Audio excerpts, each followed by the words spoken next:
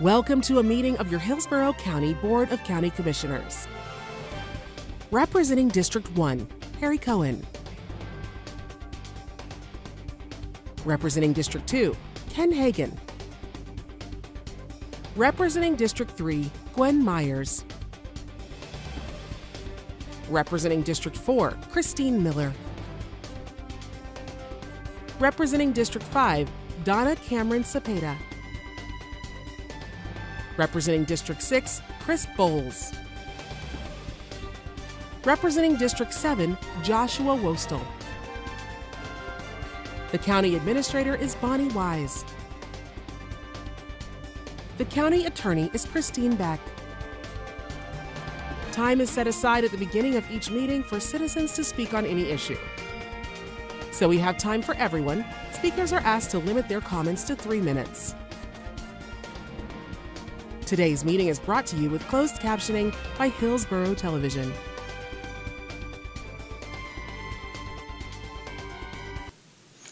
Good morning and welcome to the August 6, 2025 regularly scheduled board meeting of the Hillsborough County Board of County Commissioners. Would everyone please rise for the pledge and invocation given by our chaplain, Commissioner Gwen Myers.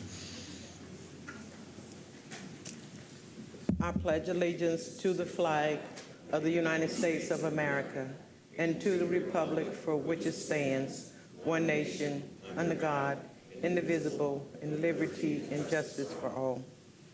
Heavenly Father, I come to you thanking you for another blessed day. I thank you as we celebrate Black Business Month, and also thanking you for our tax collector office who received the Sterling Award. Bless all the recipients that are here today, Father. I ask that you bless this board in a special way. Bless our agenda and the items that we will discuss in your name. Give us the traveling grace to return back home safely to our families. These blessings I ask in your name. Amen. Thank you, Commissioner Myers. This morning we have two special proclamations to present. The first one will be given by Commissioner Myers.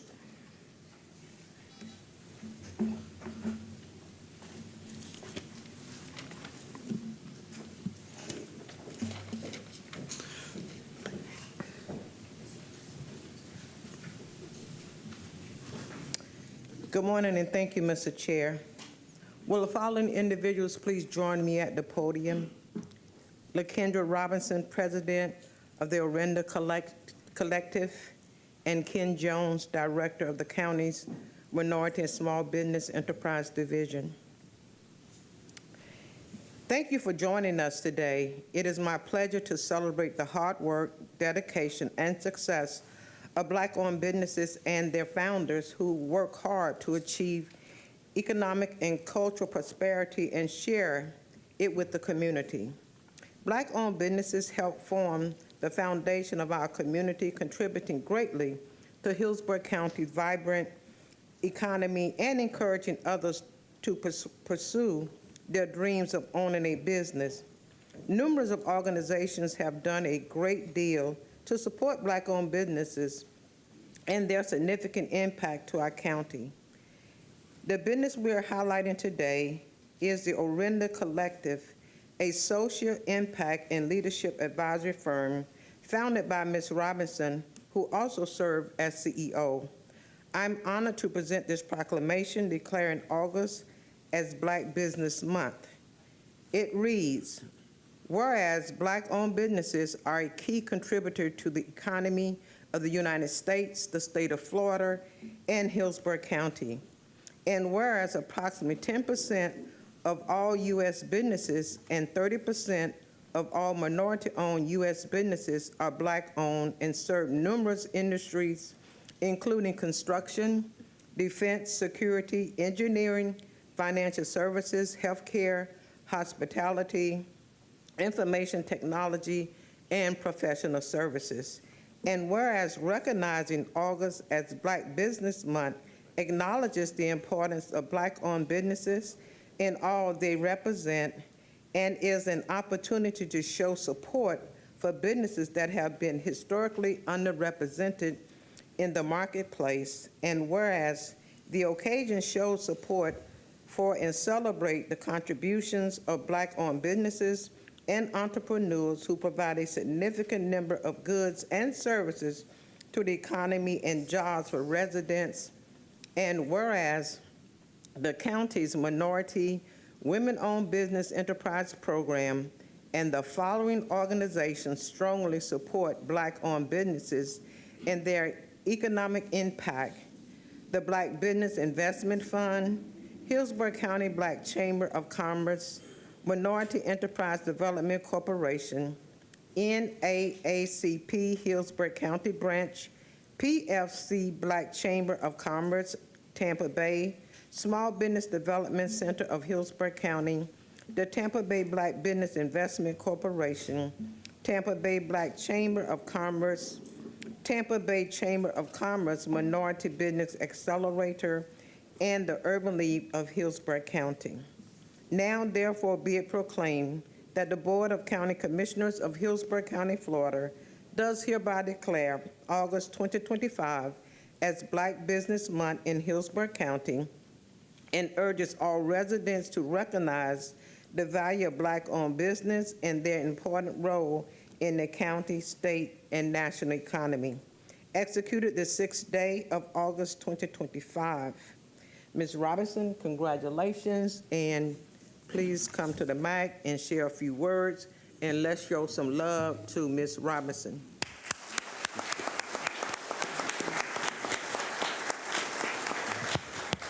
Thank you so much, Commissioner Myers. Good morning, everyone. My name is LaKendria Robinson, founder and CEO of the Arinda Collective.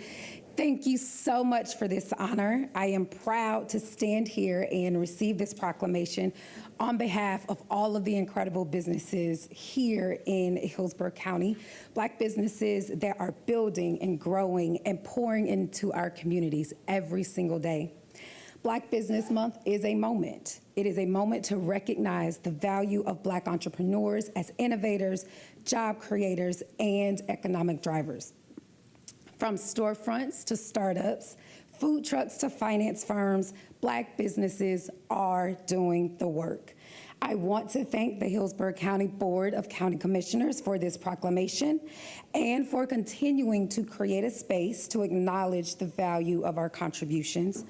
And to all of the partners that are here today that help elevate Black businesses, advocates, and community members who show up to support and invest in our businesses, thank you.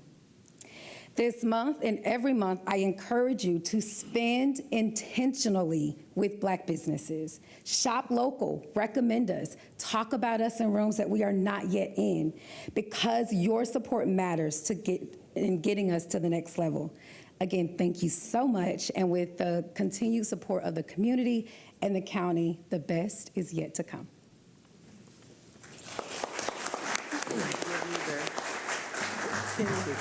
Yeah, hold on one second. Come on, we're gonna get the, come on.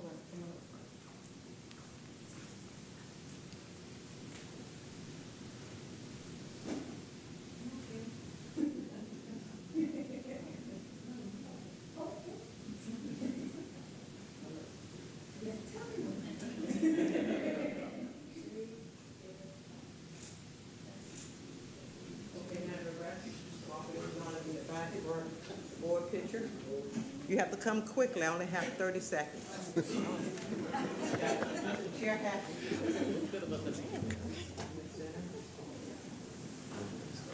Where's Jen?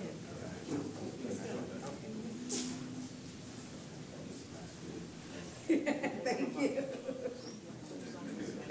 If you call, you can stand in the back.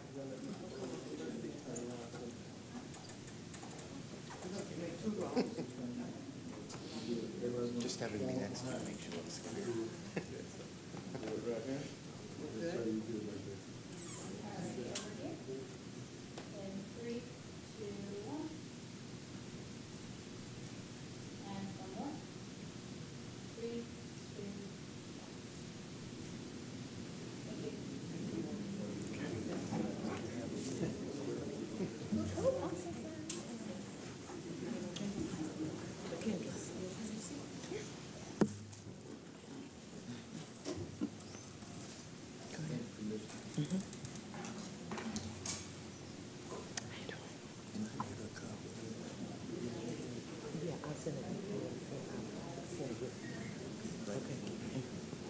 Thank you, Commissioner Myers. Now Commissioner Cohen will present our next commendation.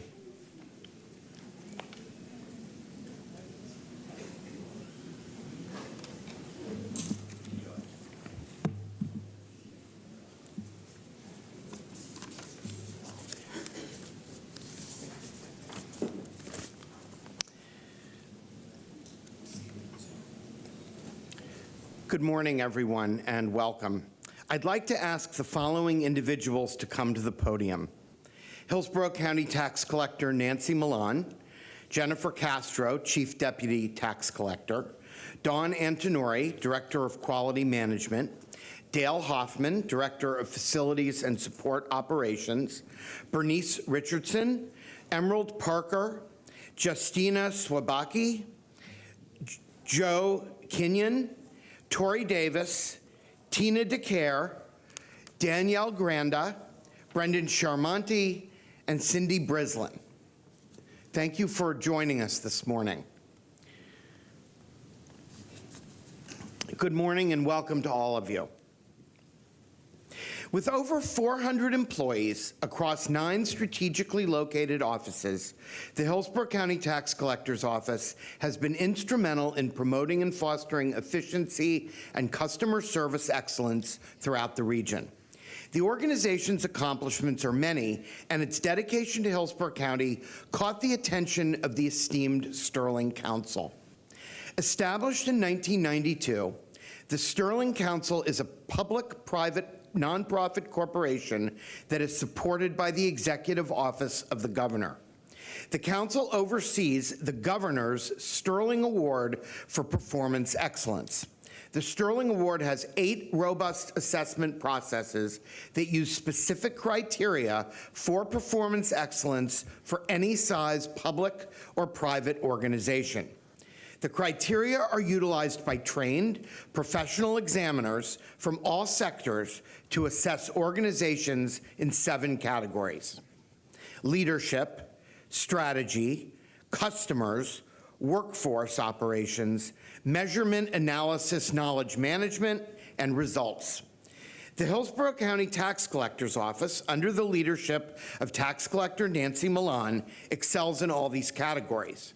I am proud to present this commendation, which honors the Tax Collector's Office as the 2025 recipient of the Sterling Award for Performance Excellence. The commendation reads, and I will hand it to you so you can hold it. The Hillsborough County Board of County Commissioners is pleased to congratulate the Hillsborough County Tax Collector's Office for winning the 2025 Governor's Sterling Award for Performance Excellence, further illustrating the office's dedication to efficiency and quality customer service. Under the leadership of Nancy Milan, the Hillsborough County Tax Collector's Office has been instrumental in serving the approximately 1.5 million residents of Florida's 3rd largest county.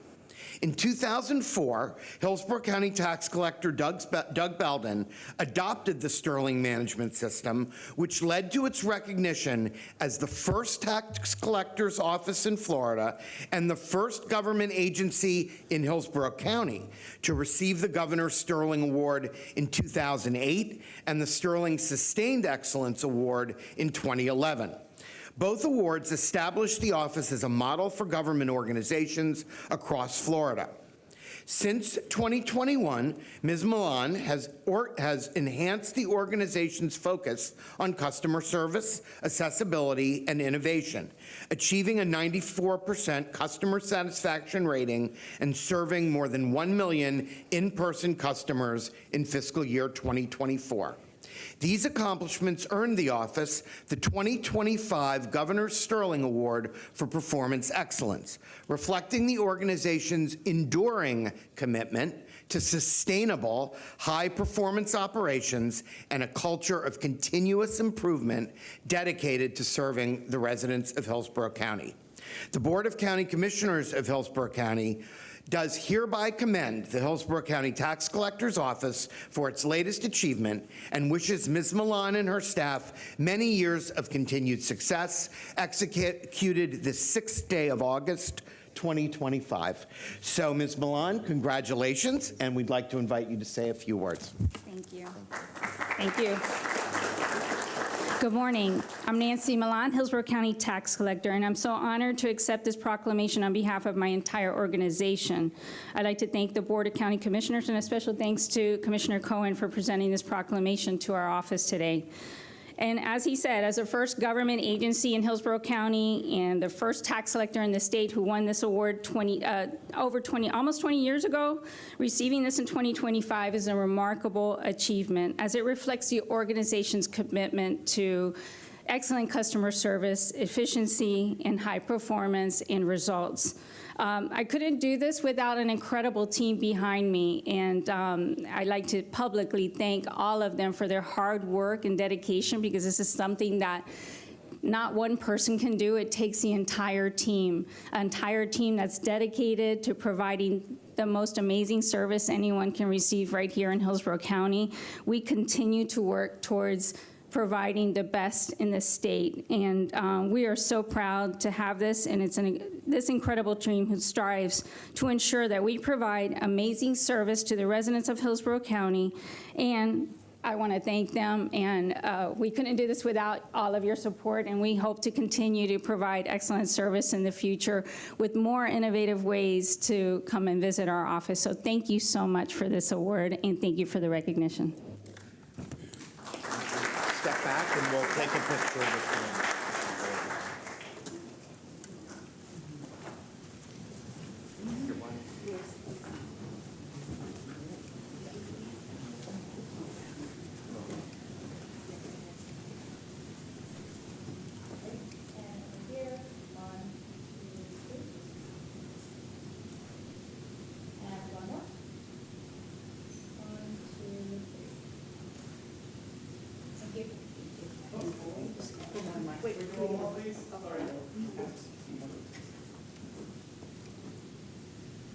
Okay, 3, 2, 1. One more. Thanks.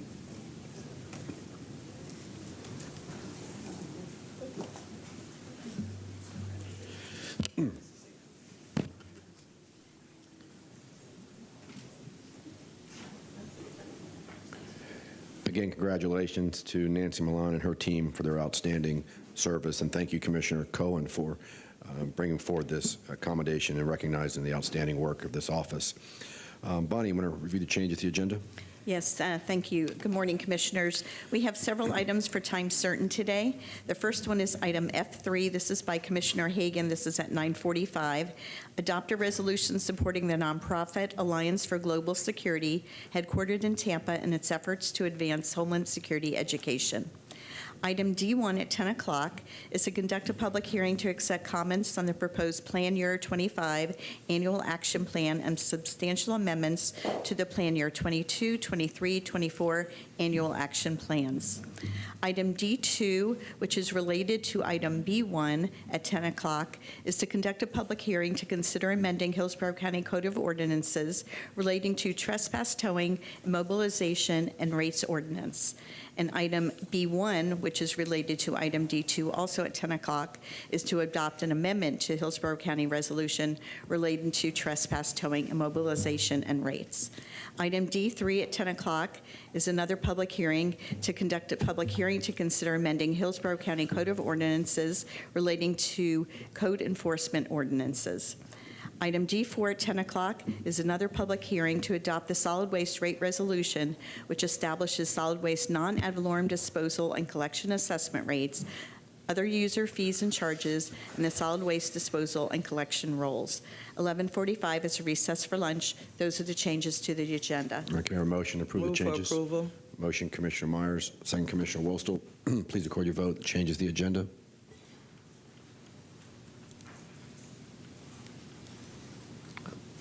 Commissioner Wolstel? Yes. Okay, I'll edit the vote for you. Motion carried 7-0. Okay, the board will go into the public comment portion of the agenda. The board welcomes comments from the citizens about any issue or concern. Your opinions are valued in terms of providing valuable input to the board. However, it is requested at the same time when you address the board, please do not direct your comments directly at board members or staff, but rather the issues. We've set aside 45 minutes for public comment this morning. I'll call your name in the order in which you've signed up. Please come forward, state your name, and speak clearly into the microphone. Each person will be given 3 minutes. The first 3 speakers are Denise Herndon, followed by David Parrish, and then Thomas Cobert.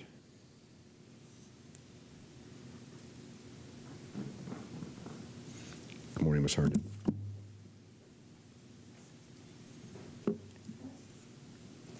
Good morning. I'm Denise Herndon. I'm here first to speak on A30 concerning Grace Point. In September of 2021, I found out that Grace Point is nothing but a pill mill. And how I found that out was when I was Baker acted at HCA because of Shirlene Hammond and a sheriff deputy falsifying a report, and then my medical records were hacked into, saying I was going to harm myself, I was a harm to others, and that is a lie. I've never wanted to harm myself. I've never wanted to harm anybody else or damage anything. I was at my home on the way to the hospital. I was incarcerated in prison for 14 days because my public defender said no judge would let me out unless I took drugs. All I did was exercise my right to the First Amendment, which was freedom of speech. I put a sign on my home so that Wayne could see it because I'm in a stilt home, and Wayne Hammond could see it, and it said, I bet you have a lot of insurance on Wayne. When he quits covering for you, you'll get rid of him. That's not what the police report said. The police report said I was going to get rid of Wayne. That is a lie. What I learned a day or two before I was released, and the only reason I was released because I wanted to go in front of the judge. I was forced to take their drugs. It started out at 0.25 of the drug they were giving. The first day I had a softball-sized bruise on my hip, and then they kept increasing it. I know I was raped there. I would wake up 2 or 3 times with my clothes inside out and backwards. I saw this happening to other people there also. And what I learned a day or two before I was released, a man came there and he, oh, you got to go to Grace Point. You got to go to Grace Point. They'll give you any drug you want. And I go, well, why aren't you there? And he goes, they're full. As soon as I get out of here, I'm going there to get my drugs and even more. This is something you have to consider, and I don't know why our court system needs to make us take drugs when somebody is forced imprisonment. And I've said this before, when I was a respiratory therapist at Brandon Hospital, I saw this happen to 3 patients that I did breathing treatments on in the psychiatric unit. And I'm one of 6. The other 2 are employees. One was the nurse, and one is a Hillsborough County employee that were Baker acted against their will because of the Sheriff's Department. Something needs to be done. There's a goon squad there. Thank you, Ms. Herndon. Appreciate your comments. Next 3 speakers this morning, David Parrish, followed by Thomas Cobert, and then School Board Member Nadia Combs. Is Mr. Parrish here? Okay, how about Thomas Cobert?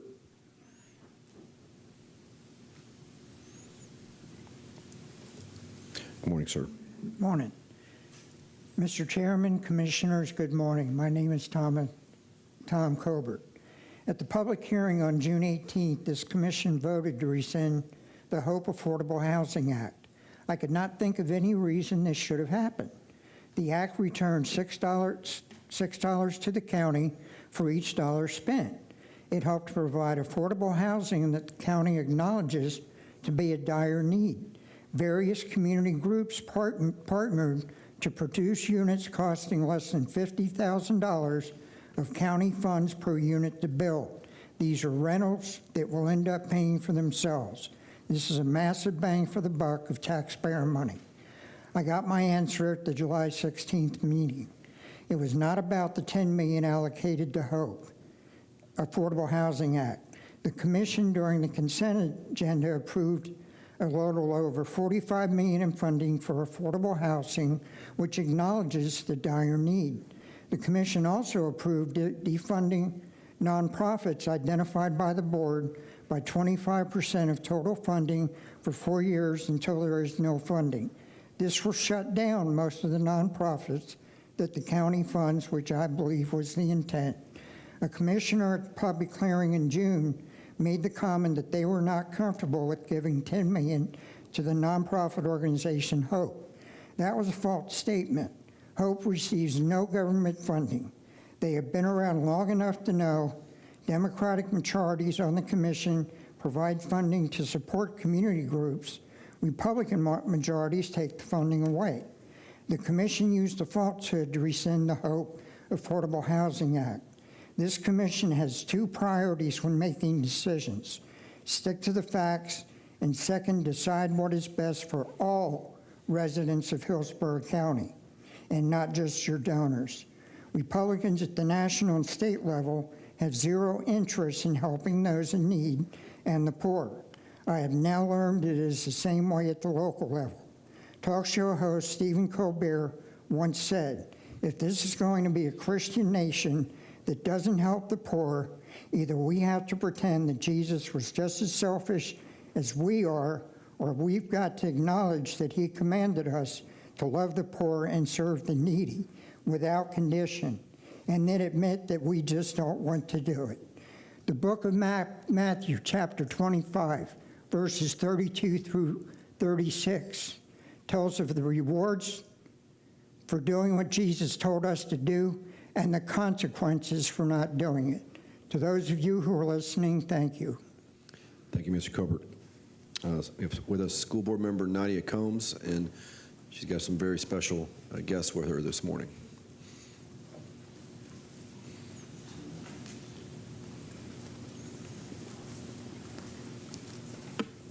Welcome.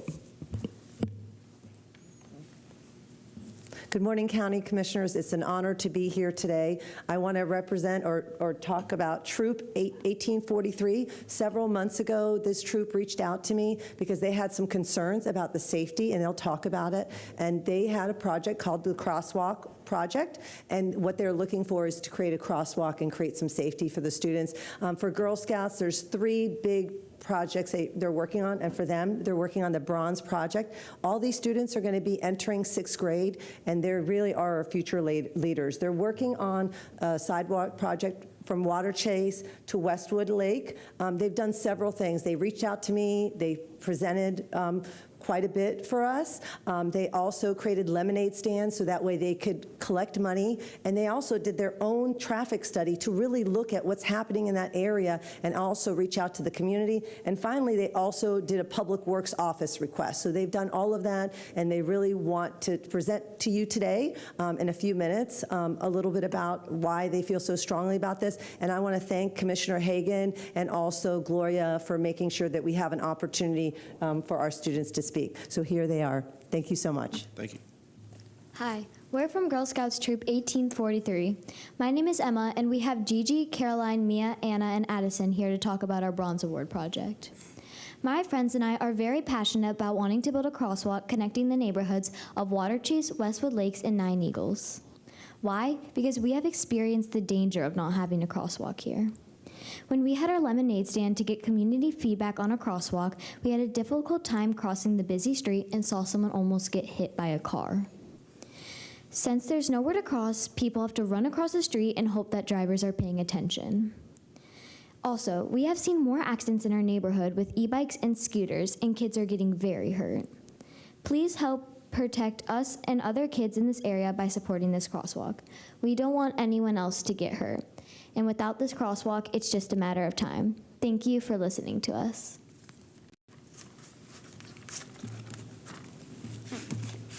Can I move that down? You can put it down. Yeah, let's go. Part of being a Girl Scout is trying to make the world a better place. That is why my troop and I are advocating for a crosswalk in our community. We hope to provide a safe zone for all walkers and bikers to access local schools and businesses. There have been so many close calls where distracted drivers almost hit a pedestrian. Having a crosswalk will help drivers see parents, kids, families, and know to slow down and be careful. Please work with us to ensure that we have a safe, walkable community that we can continue to enjoy. I'm starting 6th grade next week, and I will be riding my bike to school. I am both excited and a little scared. I would feel so much better knowing a crosswalk was in place to get me and my friends to school safely. Thank you. Oh, perfect. Well, first, I'd like to start and thank you for this opportunity to speak about this important issue today. Now, I know some of you may think, oh, another crosswalk. But this is not just about a crosswalk. This is about safety. I'm sure you are aware of the terrible accidents in our area due to the lack of crosswalks.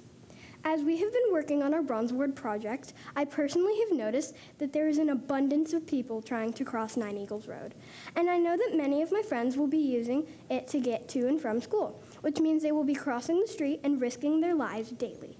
As well as going to and from school, a lot of my friends and peers go back and forth to each other's neighborhoods via that unsafe road. All in all, not only will the new crosswalk help making crossing Nine Eagles easier, but it will save lives. Thank you. Good morning, everyone. I find it hard to cross the street when I'm going or coming home from Westwood Lakes because the cars are going just too fast and don't know when to stop. My troop and I believe that adding a crosswalk is a safe plan, not just for us, but for pedestrian safety and all the middle school kids who are going or coming home from school. We would hate for there to be an accident and have nothing been done about it. So it is important to our troop to try and help keep our friends, family, and community safe. Thank you for your consideration. And thank you, County Commissioners, for providing us this opportunity. Thank you. And just hold on one quick second. First of all, Ms. Combs, thank you very much for contacting me and with this issue. And I want to say to the young ladies here, I'm comforted in knowing that you're the future leaders of our country. You're some of the most articulate, well-spoken speakers that we ever have in this boardroom. Not just today, but every meeting. So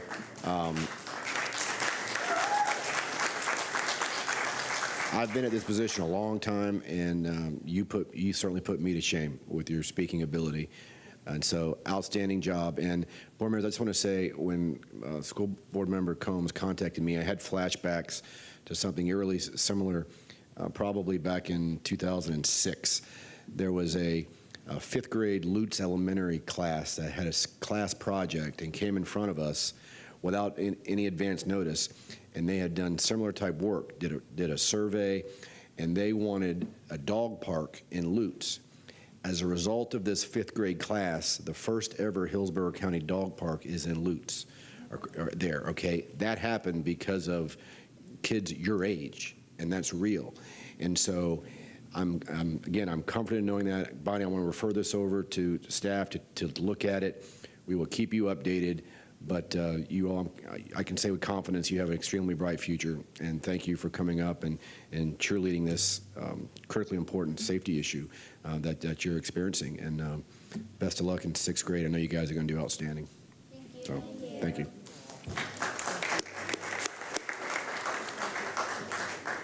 Next 3 speakers, Emma Androff, followed by Gigi Vudronis, and then Caroline Ponzillo. Oh, those are all the girls? Oh man, this is a short meeting. And see, they combined it, so it was very tightly done. Okay, our last speaker this morning is Joshua Bergen.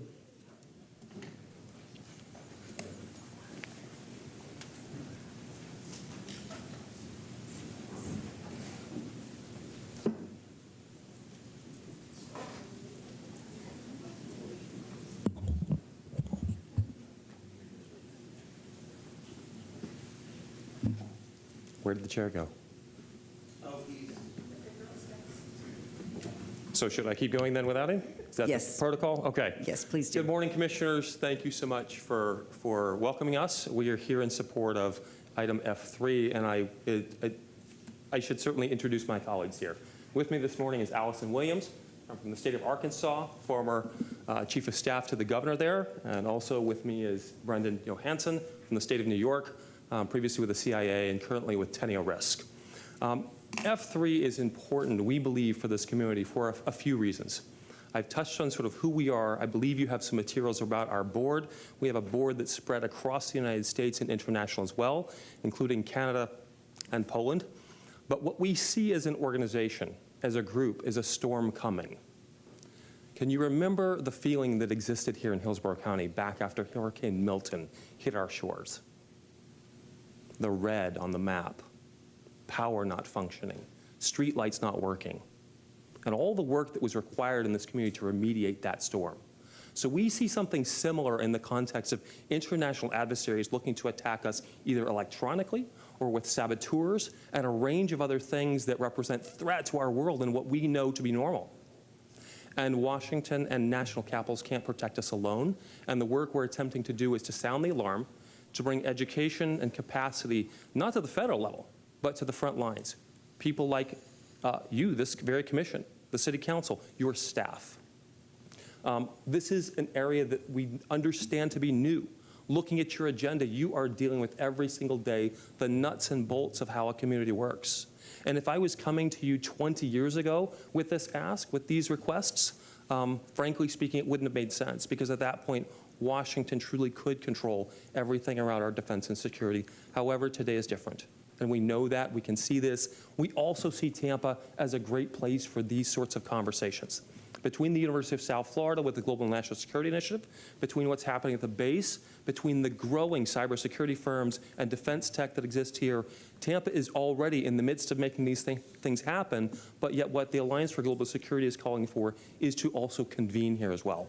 As you've probably seen, we plan a conference, an annual conference, which will begin April of next year. To that end, thank you so much for the funding you've committed to us to help us kick that off and make that happen. I will just close by saying thank you for having us here. We will remain in chambers should you have questions. Colleagues, do you have anything you'd like to add this morning? I'll just conclude by saying thank you for having us.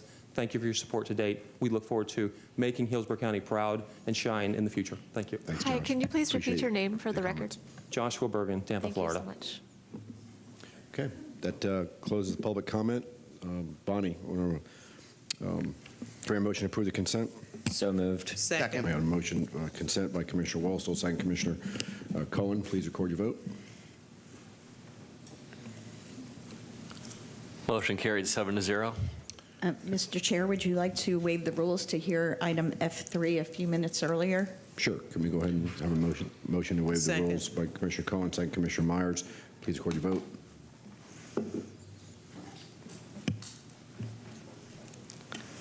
Motion carried 7-0. Okay. Thank you. The next item is item F3. Commissioner Hagan, your item regarding the Alliance for Global Security. Okay, thank you. Board members intentionally had Mr. Bergen go last because we knew we were going to take up his item first in the on the agenda. I want to thank the founder of Alliance for Global Security, Joshua Bergen, and his board members for being here this morning. Many of you may know Josh. He's Hillsborough County son. Years ago, he worked right here in this building as an aide to a previous county commissioner. Since then, his work has taken him around the world to Germany, Poland, Romania, a couple countries I can't pronounce, and beyond. So working on the front lines of democracy and security. While we rarely have, because of the sensitive nature, we rarely have public discussions regarding potential threats to Hillsborough County. However, staff will tell you that the potential threats are to be taken seriously. The threats we're facing today don't stop at the federal level. They're aimed squarely at counties like ours. Russia, China, Iran, North Korea are targeting local governments, energy grids, universities, and hospitals, and our community is not immune. The resolution that's being proposed today is that Hillsborough County recognizes this and takes these threats seriously and is investing in real partnerships to meet them head on. The AGS resolution builds on our recent $25,000 seed investment in a Tampa-based nonprofit tackling the hard questions of security, resilience, and readiness. whether it's ransomware, shutting down a hospital, or a foreign regime trying to steal breakthrough research. We've seen enough to know that the threats are real. The Colonial Pipeline attack is one example, shows us what happens when one system is breached. Millions of Americans are affected. AGS is helping us to think ahead, not just react.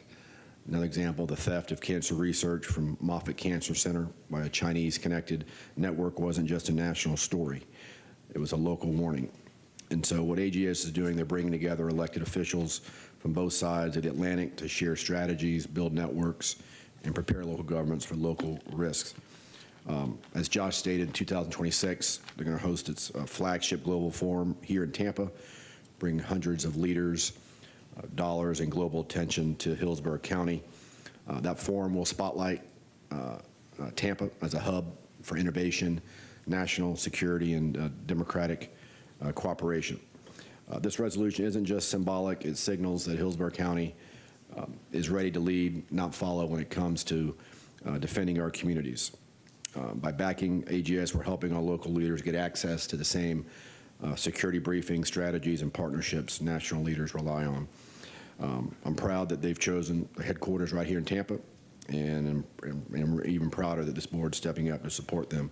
Resolutions in support of Homeland Security education is in our backup. I'm not going to read it, but I would like to pass the gavel to the Vice Chair and just make a motion that we adopt the resolution. We have a motion by Chair Hagan and a second by Commissioner Whistle. I see no one in the queue, sir. Is that correct? Yep. Please record your vote on F3. Motion carried 7-0. Thank you very much for your support. Okay, Bonnie? Thank you. We have a few moments before our 10 o'clock public hearings, so we'll move to item B2. This is to approve a resolution allocating money for the New Life Village. Kevin Bricky will take us through item B2 and then B3. Thank you. Good morning, Commissioners. Kevin Bricky, Management and Budget. Item B2 requests the approval of a resolution allocating up to $21,000 to New Life Village, Inc. For construction costs for a new sunshade over an existing splash pad at the grantee's New Life Village residential community on Venice Lake Avenue in Tampa. This will provide sun safety for children living in the community and also to approve the related funding agreement. I don't see any comments. Move approval. We got a motion by Commissioner Cohen, second by Commissioner Myers. Please record your vote.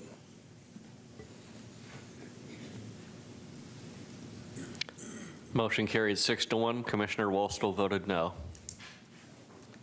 Thank you.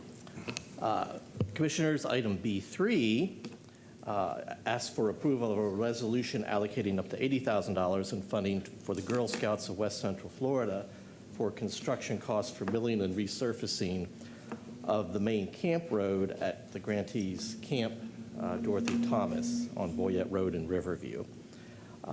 This camp provides year-round programs for more than 23,000 Girl Scout members, and to approve the related funding agreement.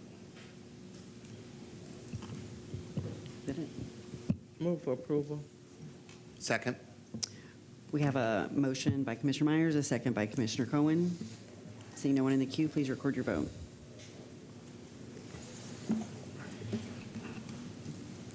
Motion carried 7-0. Bonnie? Thank you. We can move on to F1, which is 2 board appointments that you all have. First one to the Cultural Assets Commission and the second to the Healthcare Advisory Board. Glenda will take you through these appointments.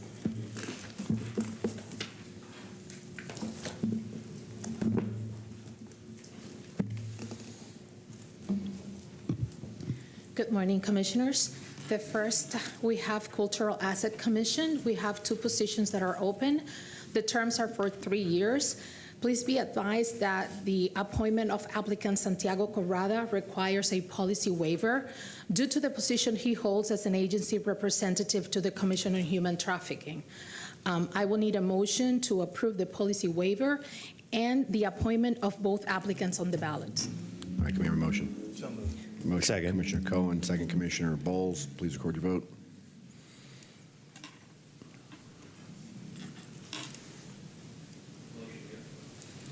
Motion carried 7-0. Our next board is the Health Care Advisory Board. We have 2 positions that are open. The terms are for 4 years. Please be advised that the board is to consider the number of terms an applicant has served on a board or council and may give preference to those applicants that have not served on that board or council. Also be advised that applicant 4 and 5 are eligible for both positions. With that, Commissioner Hagan, please choose 1 for the first position and 1 for the second position. 7 and 11. Commissioner Miller. 3, 4. Commissioner Myers. 8 and 10.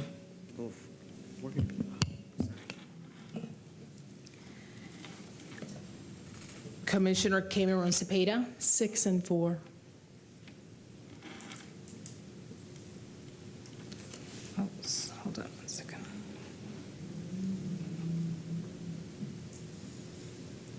I'm sorry, Commissioner Cohen. It's okay. Commissioner, number 7 and number 13.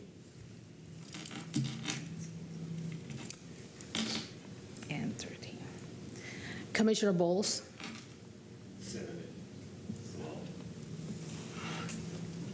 Commissioner 7 and Wostel. 12. 7 and 12. That was me. Commissioner Wostel. 3 and 5.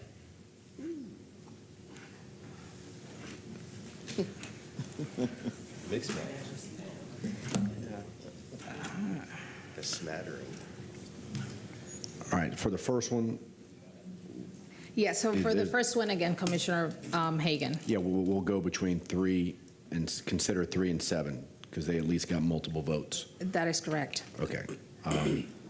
Again, between 3 and 7, I'll go 7. 7. Commissioner Miller. 3. Commissioner Myers. 3. Commissioner Cohen. 7. Commissioner Cameron Cepeda. 3. Commissioner Bowles. 7. Commissioner Wostel. 3. 3 has been selected. For the second position, we will have to go. I guess they're all up. Yes. Okay, so Commissioner Hagan. All right, since number 4 at least got 2 votes last time, I'll choose number 4. Okay. Commissioner Miller. 4. Commissioner Myers. 10. Commissioner Cohen. 13. Commissioner Cameron Cepeda. 4.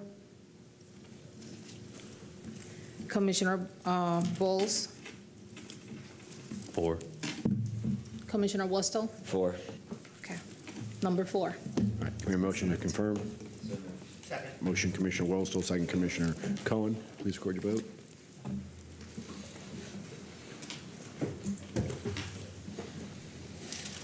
Motion carried 7-0.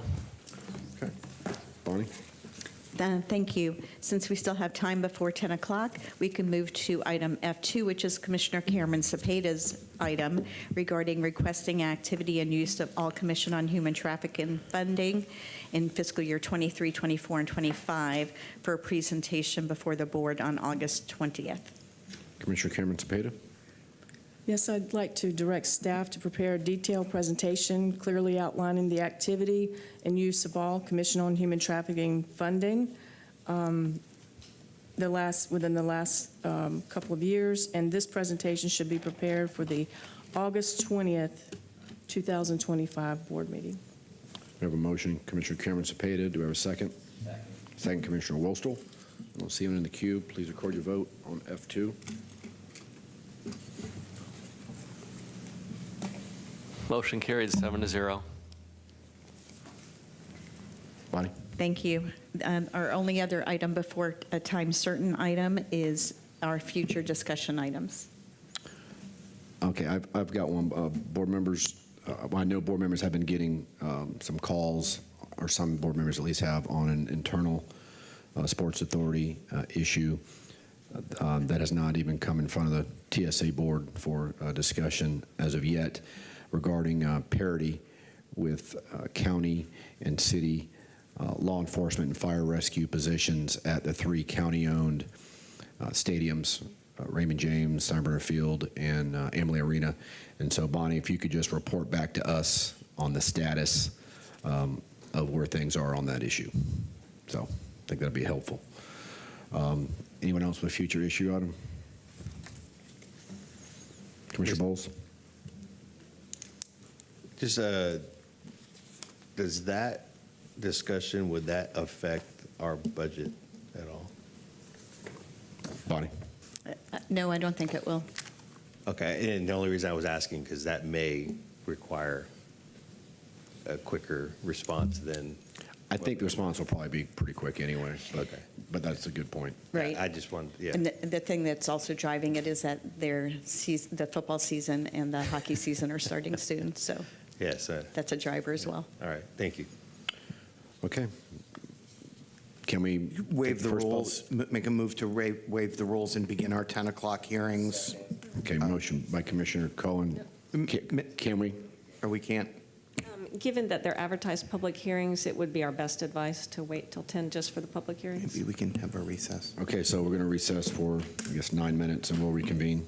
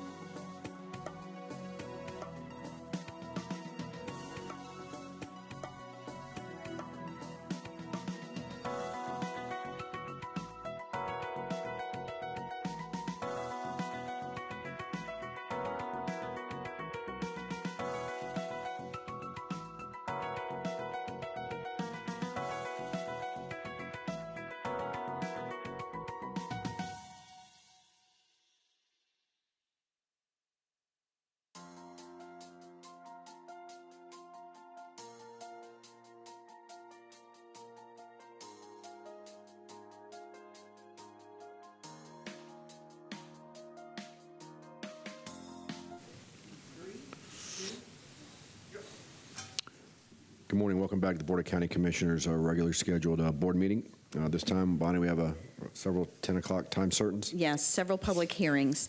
The first one is item D1. This is to conduct a public hearing to accept comments on the proposed Plan Year 25 Annual Action Plan and substantial amendments to various other action plans, and nobody has signed up to speak on this item. Cheryl Hill will take us through this public hearing. Good morning. My name is Cheryl Howell. I'm Assistant County Administrator of Community Impact. It's a pleasure to be here this morning. We're here to conduct a public hearing to accept comments on the proposed Plan Year 25 Action Plan and substantial amendments to Plan Year 22, 23, and 24 action plans. Close the public comment period that began on June 16th, 2025. Adopt the Plan Year 25 Annual Action Plan and substantial amendments to Plan Year 22, 23, and 24 action plans for submittal to the U.S. Department of Housing and Urban Development. Authorize the chair or county administrator to execute the grant agreements with HUD and the HUD required certifications related to the funding as needed and as approved by the county attorney's office. The approval of this agenda item will authorize the acceptance of public comments, close the public comment period, which began on June 16, 2025, and adopt and approve the Plan Year 25 Annual Action Plan and substantial amendments to the 2025 Annual Action Plans. Affordable Housing Services has properly noticed the August 6, 2025 public hearing in the local papers and on the county website. The estimated fiscal impact of the Plan Year 25 Annual Action Plan adoption is $10,911,546. The Plan Year 25 budget will include $7,456,456 and $94 in the Plan Year 25 Community Development Block Grant, $2,810,866 in the Plan Year 25 Home Dollars, and $644,586 in the Plan Year 25 Emergency Solution Grant Funds. These grant amounts are based on the Plan Year 25 estimated allocations from the U.S. Department of Housing and Urban Development. This is a public hearing. Okay, this is a public hearing. Would anyone like to speak to this item? Okay, that closes the public comment portion. Can we have a motion? Move. Second. Motion, Commissioner Wolstel. Second, Commissioner Myers and Cohen. Please record your vote.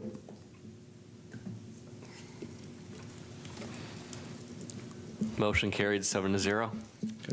Thank you. Next item. The next item is item D2, and item D2 is related to item B1. Whitney Green from the County Attorney's Office will take us through this. This is relating to the Trespass, Towing, Immobilization, and Rates Ordinance. So first is a public hearing, and then is an adoption of a resolution. Good morning. Good morning. Whitney Green, Assistant County Attorney. This is a public hearing to consider proposed revisions to Hillsborough County Ordinance 17-34 as amended. The amended ordinance makes updates to comply with state law regarding methods of payment and occupational licensing, as well as regulatory amendments that strengthen consumer protection and reinforce industry best practices. The board authorized scheduling and advertising this public hearing at your last board meeting, and all associated legal advertising requirements have been met. Code Enforcement Director Joe Gross is present, and we're both available to answer any questions you may have, and this is a public hearing. All right, thank you. This public hearing, anyone like to speak to item D2? Move approval. Okay, seeing none. Second. We got a motion by Commissioner Cohen, second Commissioner Myers. Please record your vote on B1. I think that was D2. Well, the public hearing was Commissioner D2. Miller? D2. The item is B1, though. I can take verbal votes for Miller and Wolstel. My thing wasn't working. Oh, I'm sorry. I just had a quick question. Commissioner Wolstel. This is your item, not his item, right? This is my item, yes. Okay, gotcha. All right. Motion carried 7-0. Okay, Bonnie? So I'm sorry, that was D2 or B1? That's D2, I'm sorry. Okay. Go ahead. Now B1. Okay. Second. Motion on B1 by Commissioner Cohen, second Commissioner Myers. Please record your vote. Yes.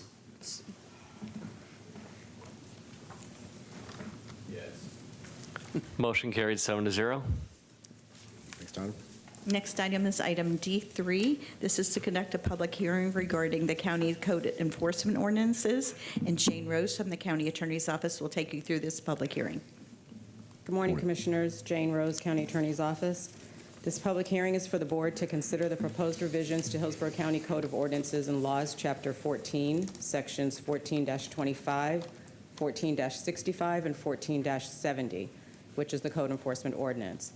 And the changes are to establish safeguards within the code enforcement complaint process to deter its abuse or misuse, to create accountability measures for individuals who knowingly submit false statements or misrepresentations in complaints, introduces sanctions for such conduct, discourages bad faith complaint, prevents hopefully unfounded complaints, and avoids waste of county resources, and to serve the public safety, health, and general welfare by ensuring that the complaint process is used responsibly. The board authorized scheduling and advertising this public hearing at your last board meeting, and all associated legal advertising requirements have been met. With me is Code Enforcement Director Joe Gross, and we are both available to answer any questions you may have. Again, this is a public hearing. All right, thank you. It's a public hearing. Anyone like to speak to this item? Okay, that closes public comment. Now, it's the pleasure of the board. Move for approval. Oh, Commissioner Wostel, I'm sorry. I didn't know we were entering debate. Did you see the one concern that we got about it? Yes, I did.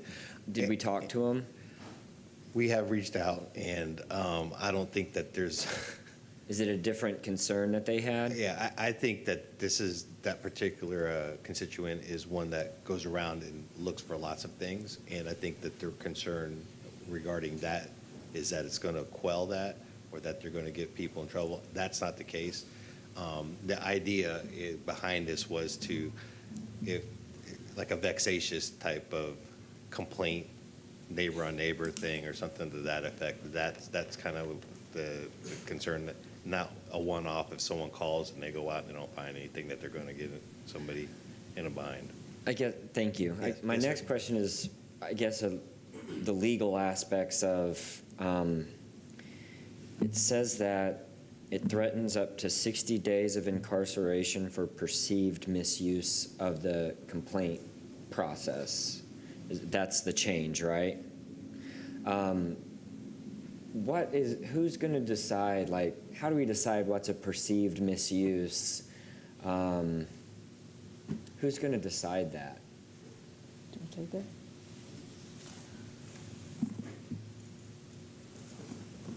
That just seems a very broad statement, especially for 60 days of incarceration.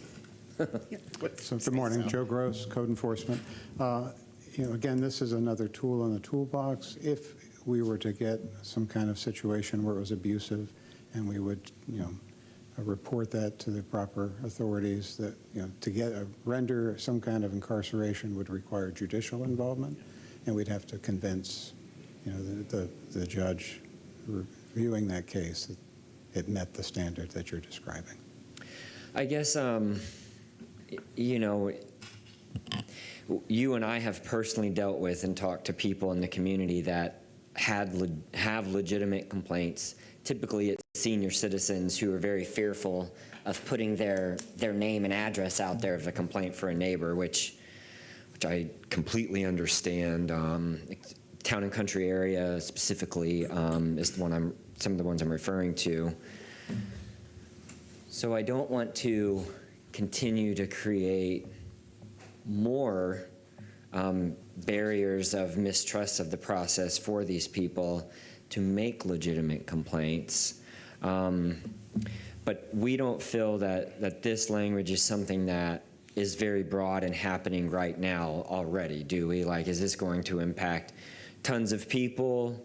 Is it going to be one of those things where this would be a pretty touchy subject to have trial and error on, I guess, is my concern, for 60 days of incarceration for perceived misuse of, if I see a car over and over there that I think needs to be towed, maybe I don't know of some reason that it's allowed to be there.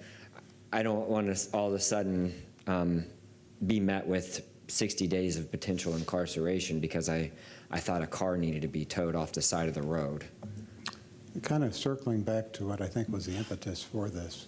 This was looking at almost a comparison with abuse of 911, where there were unfounded things that were really not violations, couldn't even be perceived as violations, and just kind of working the system to waste the officers and county's resources.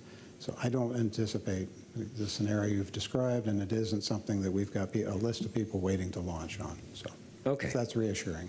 Okay, thank you very much. Commissioner Bowles? If I recall correctly, and I don't disagree with Commissioner Whistle's assessment that if we have an elderly or some people that may be sometimes concerned about that, but aren't we at a point now that you can't complain anonymously anymore based on state law, the change in state law? Is that correct? That's correct. So there's no shield there from them anymore. And while I understand that, and I think that that's certainly a concern, but also along those lines, I think that the idea of going out and finding that it's unfounded, I think is the important part. If you're going out repeatedly, and again, in my 8 months here, I've actually gotten several calls from different people that seem to have compounded over time, and it's like, it just seems ridiculous. I'm not sure if that's occurring with the other commissioners or not, but it was kind of the catalyst for this. So I don't think it's going to be a problem, but I guess we'll find out. Commissioner Cohen. Thanks. I just wanted to mention that when I was on Tampa City Council, we were sort of the original jurisdiction for some of these complaints. And what used to happen sometimes is that people would use this process to harass their neighbor who they maybe had a dispute with that had absolutely nothing to do with what they were actually complaining about. And sometimes it was just sheer prejudice against the person for whatever reason. And I just wanted to say that I think the judicial safeguard is a really good one. That makes me feel comfortable that this isn't just going to be, oh, we perceive you're misusing it and you get taken away in the middle of the night. That's not going to happen. And I'm sure that there'll be an orderly process in the courts, and I would imagine that a judge would be have to really be pushed very, very far before they would ever do something like that. So, and I agree. I mean, we certainly don't want to prevent legitimate complaints or claims, but I've always supported any type of deterrent for intentional misbehavior. I mean, to me, it's somewhat similar to what happens all too often during campaign season when activists file bogus ethics complaints just to get in the paper and to cause trouble when there's no serious issue there. So I've always supported anything that could make them being held liable at a minimum for attorney fees. So I kind of look at it the same way. So okay, we have a motion and a second. Please record your vote.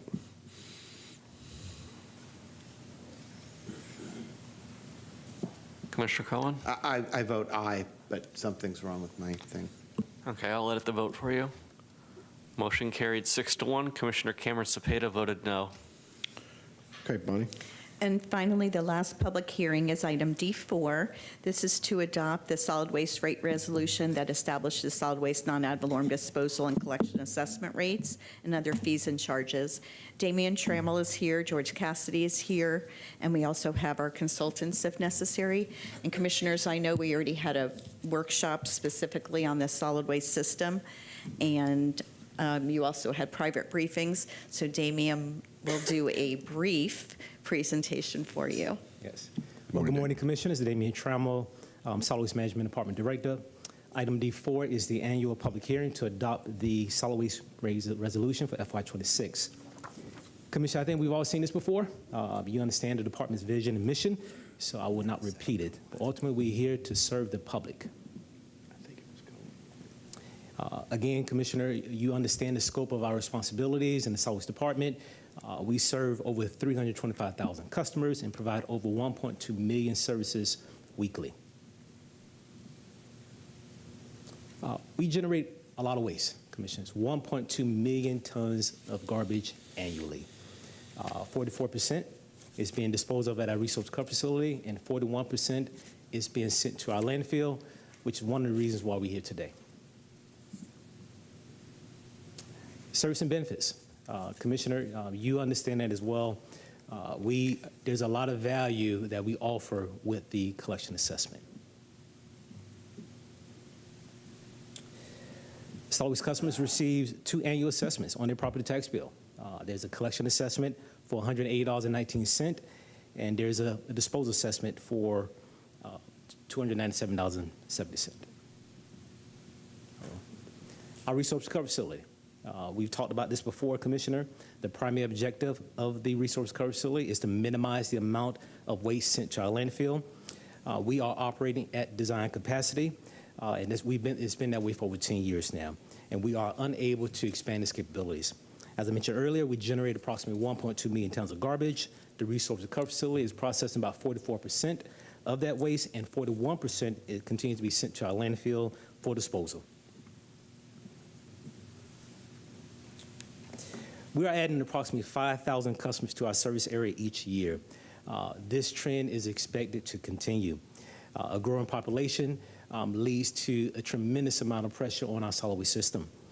As the chart shows, in 2024, we landfilled 630,000 tons of solid waste, which is an increase of 30% from previous years. Our landfill is divided into 12 sections. The section currently in use is anticipated to reach capacity by 2030. To ensure continued waste disposal at the landfill beyond 2030, we need to expand operation into a new section. The landfill expansion cost will be around about $77 million and is expected to extend the life of the landfill by additional 10 to 15 years. The proposed rate increase for FY26, along with the use of reserves, will fully fund the landfill expansion project over the next 3 years. Once the expenses for the landfill expansion are covered, the goal is to replenish the reserves by 2032. After the reserves are replenished, those funds will be used and redirected to support future cell expansion and capital reinvestment, which will help minimize future rate increases. There are a few challenges in FY26 that are driving the proposed rate increase. The first challenge is the cost associated with expanding our landfill to accommodate waste disposal beyond 2030. The second challenge pertains to our residential curbside collection services. We have contracts with 3 haulers, all of which expire in 2030. These contracts include annual cost adjustments based on the Consumer Price Index. We also have other disposal service contracts that incorporate rate adjustments based on the Consumer Price Index. We recommend a rate increase of 7.8% for the residential assessment in fiscal year 2026. If approved, this change will result in an annual increase of $37.33, which is approximately $3.11 per month. Of the proposed $37.33 annual increase, $4.47 will be allocated towards our residential collection service contracts. $4.65 will help support our contractual disposal cost increases, and $28.21 will be used to fund landfill expansion. Again, the FY26 rate increase will cover the cost of the $77 million landfill expansion and our annual contractual obligation to adjust the service contracts in line with the Consumer Price Index. During the solid waste workshop in May, we presented a 3-year rate plan for the board's consideration. At that time, the board requested staff to bring back additional options for review. The staff has worked very, very hard to present 2 potential rate adjustments.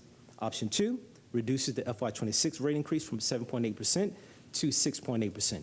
As you can see from the chart, this reduction will impact the proposed rate increases for FY27 and FY28, raising them slightly by 0.5% in both fiscal years. Option 3 assumes the cash infusion of $10 million from our community development block grant or other sources.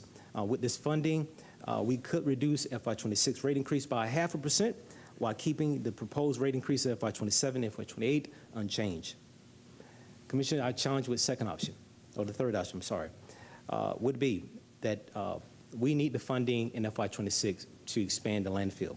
Our team is actively exploring all options to determine if the landfill expansion project will be eligible for funding from the Community Development Block Grant or other sources. However, as of today, we are unsure whether the landfill project is eligible for assistance. We expect to have a clear understanding of potential funding opportunities by next fiscal year. However, if funding is available, we will be able to most certainly reduce the rates in FY27.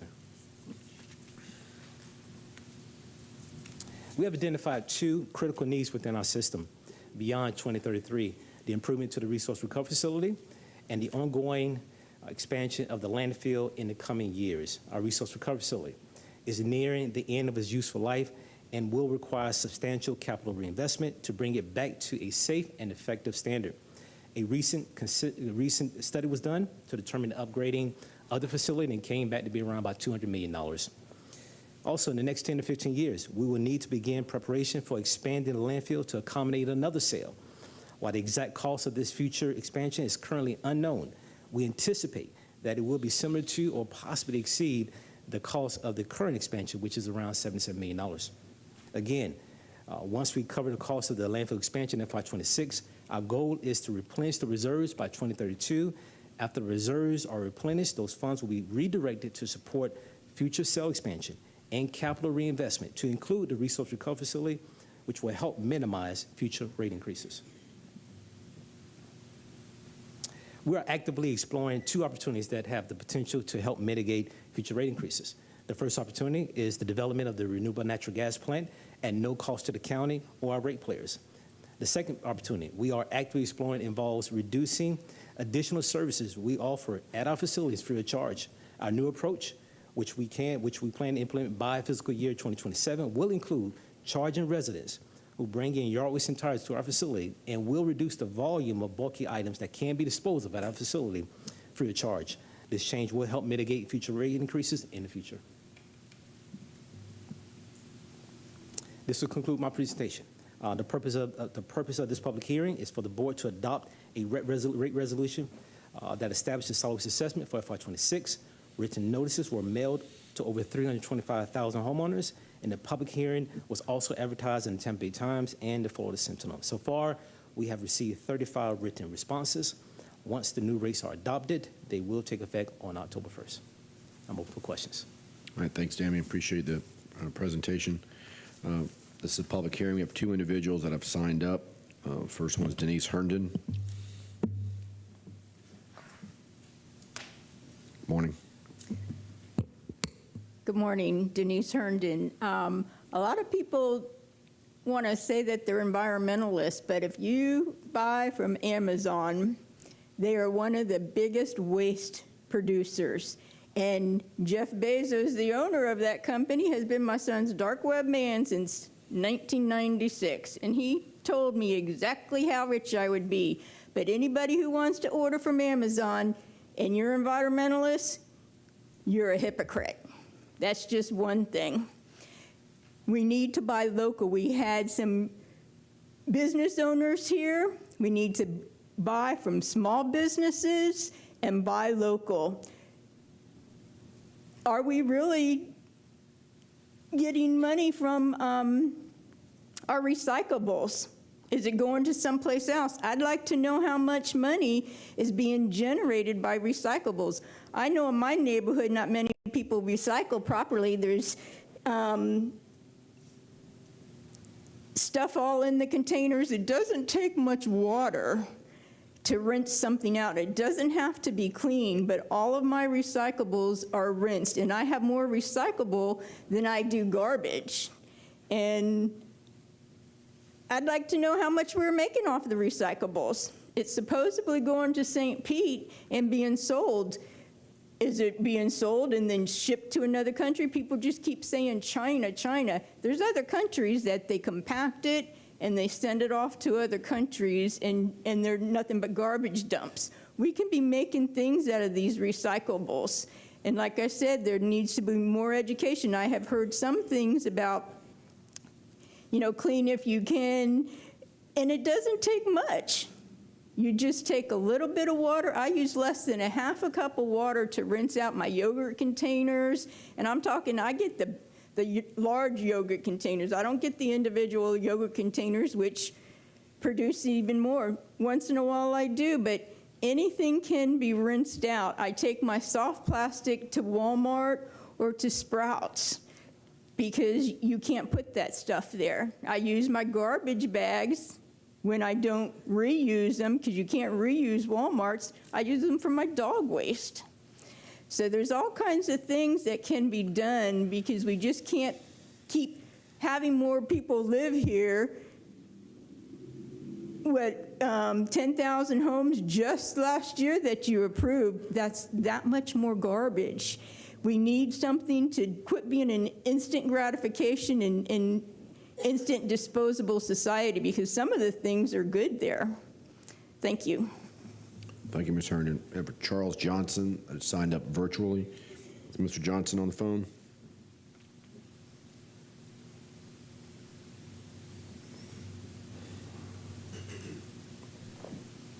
Going once? Okay, that closes public comment. Commissioner Wostel? Thank you, Mr. Chair. Yes, can you hear me, sir? Yes, sir. Hello? Yes, please go. You've got 3 minutes. Here. This is Charles Johnson. Okay, great. Okay, hello, Commissioner. I'm Charles Johnson. I live at 18100 Wood Creek Drive in Boots. I strongly oppose the proposed increase in solid waste rate. Last year, you approved 9% increase, but I haven't seen any improvements in services, added services, new roll carts, extended hours, improved facilities, or new facilities. I ask you, where did the millions of dollars from last year's increase go? After requesting public records of county department flow charts, I discovered solid waste has more high-rank provision directives than any department in the county. Why does the department that outsources most of its services need over 180 employees and 4 division directors?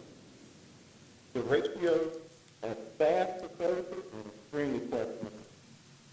And as far as I can tell, the solid waste director is building an empire at the expense of taxpayers through rate increases. These rate increases are detrimental to Hillsborough County citizens. I urge you to investigate the financial stewardship of the solid waste department, especially regarding personnel costs, positions, and salaries. Before voting yes this year, please ask where the funds from last year's rate increase went, and how long and how many increases will it take for citizens to see the benefits from higher rates. Please don't waste taxpayers' hard-earned dollars and vote no to this year's rate increase. Thank you for your time and consideration. Thank you, Mr. Johnson. All right, now public comment is closed. Now we'll go to board discussion. Commissioner Wostel. Thank you, Mr. Chair. I mentioned some concerns when this originally came forward, and I already explained this to the director, that if it was just the CPI increase, if we were voting on these separately, he'd catch a yes vote for me on the small CPI increase. It's just going to happen. And he'd catch a no for the capital, just because originally I thought it was just for the 3 years for us to buy a new landfill, because a couple of the speakers stole a little bit of my thunder, which is that there is a harsh reality that our society is a high consumption and high waste society.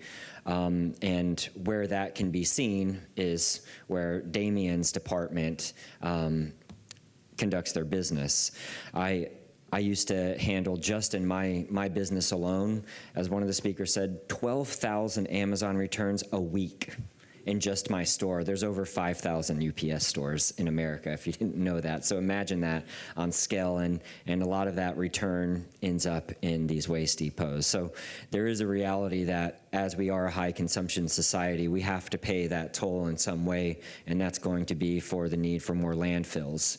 With that being said, the perpetuity of the capital increase was not justified to me. It's still kind of vague on what they need that scaling amount of money for. I believe that there's opportunities. We've all been reached out to by Balcones. They said that despite them not earning that original contract, that they have still already made a $10 million investment in our community and intend to build a facility, even though they didn't earn our business then, that they hope to earn future business. I believe that there's opportunities for public-private partnerships so that we don't have to do such a large capital outlay going forward, and probably organizations like them. And so for only that reason that they're combined on the vote, you're catching a no vote for me today. You would catch the yes on the CPI. I think that that's just something that is a reality that every business, such as yours, you run an enterprise for the public, and I believe that every business has to adjust their rates. But only because the capital is in perpetuity and not short-term with a plan, I am going to be a no vote today. So thank you very much. Commissioner Cohen? Thank you very much. And this is, you know, this is clearly a difficult issue for us for a number of reasons. And one of the things that I think is driving this is that this work is very difficult for people to do. And as a result, especially given when the weather is like this, we have to pay competitively in order to make sure that we remain fully staffed and fully functioning. And my understanding is that a lot of what is driving this is also personnel costs. In terms of the issue of getting ready to expand the landfill, there's no question that the storm last year essentially accelerated our need to do this because of the excessive amount of debris that we created. And I am of the belief, I have been all along, that the CDBG money can very appropriately be used to defray some of this. One of the options that's here is an assumption that we would get $10 million out of that pot to put toward this. And I think what's disappointing about that is that it doesn't do a whole lot to buy down the amount, because the amount is so enormous, because the cost of doing this is going to be so high. So the first thing I would say is that I'm going to be encouraging all of the contractors that we interview, and that once the cone of silence comes in, we're not going to be able to talk to them. But to the degree that we can in advance, I'm going to be encouraging all of them to really be aggressive as possible in figuring out whether or not the CDBG money can be used for this. Because quite frankly, it seems to me to fit exactly into what the money was originally designated for, and it's something that'll help all Hillsborough County ratepayers. Everybody that is a homeowner or a renter is going to have to pay these costs, or a business is going to have to pay these costs, and it's something that could really be a relief for everybody. What is, I guess, difficult about this is that even if you assume that you're going to get some money from that, it really doesn't cut much into what we're ultimately asking people to pay. But Commissioner Wustel, to your point, I think all we have to do today is go 1 year into the future. I don't think we have to go any further than that. And I think that, to the speaker's point, I think that we've got to make an effort in this year coming up to figure out a way to make this be the last year of this size of an increase. Because what concerns me more about this year, it is this year, but it's the fact that the next 2 years look just as steep. And I think that we've got to get out ahead of that now if we're going to hopefully prevent having to go that far. For now, though, I think that, in my opinion, we should go with, because of the uncertainty with the CDBG, the uncertainty related to some of the efficiencies that were asked for today, I think that we're going to have to do something, and that we at least ought to go with option 2, which is the lowest of the 3 suggestions. It would be $5 less than the full charge that's recommended as option 1, but it's still less, and it doesn't commit us, I don't think, to anything beyond this year. Is that right, Mr. Cassidy? Commissioner, I apologize. I was distracted. I didn't hear your question. Well, I guess I'm just trying to establish that we're only making the decision for this year right now. Yes, sir, that is absolute. The decision that you're making today is for the rates for '26. And so we have to come back annually and have the board review the assessment rates. So whatever you decide today, we're revisiting this next year. If there's an opportunity for the CDBG HUD money, the disaster relief money, that will make a big difference for next year. Yeah, and we can hopefully really restrain the burden on people. Yes, sir. If we're able to make that happen. Yes. So my suggestion is to adopt option 2 and work hard over the next year to see if we can't further reduce that number, and I'll make a motion to that effect. Okay, we got a motion by Commissioner Cohen for option 2. Second. Second, Commissioner Myers. Commissioner Bowles. Damian, may I ask you a question? Yes, sir. Along the same lines, and I'll keep it short. Keeping those funds rolling in, these increases, and not rolling it back, that was, the purpose of that was to replace the reserves that we're using to kind of as seed money in a way? Yeah, so great question, Commissioner. I think it's multifaceted. We have to replenish the reserves, but also the money will be set aside for future reinvestment and to take care of the future expansions as well, that we know for a fact we're going to have to deal with the next 10 to 15 years.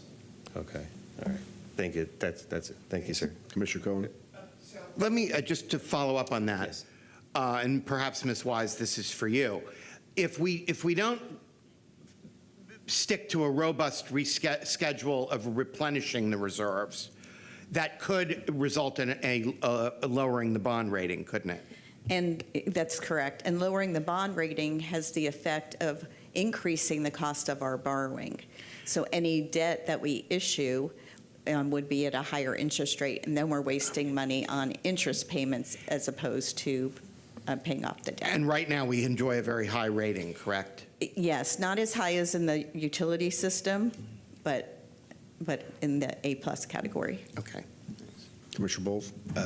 Ms. Wise, so these reserves are coming out of countywide funds?